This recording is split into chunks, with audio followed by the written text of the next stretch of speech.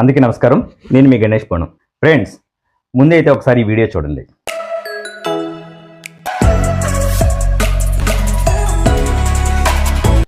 Welcome back. Cinema ఇండస్ట్రీలో అవకాశాల కోసం అనేక మార్గాలను ఎంచుకుంటారు. అందులో ఇది కూడా ఒక మార్గం. తొడలు చూపిస్తే తప్ప, నిజానికి ఈ పదం వాడాలంటే కూడా నాకు కొంచెం ఇబ్బందిగానే అనిపిస్తోంది, అయినప్పటికీ తప్పడం లేదు. సో అలా చూపిస్తే తప్ప సినిమా అవకాశాలు రావేమో అనే భ్రమల్లో ఉన్నారు అంటే అతిశయోక్తి కాదు.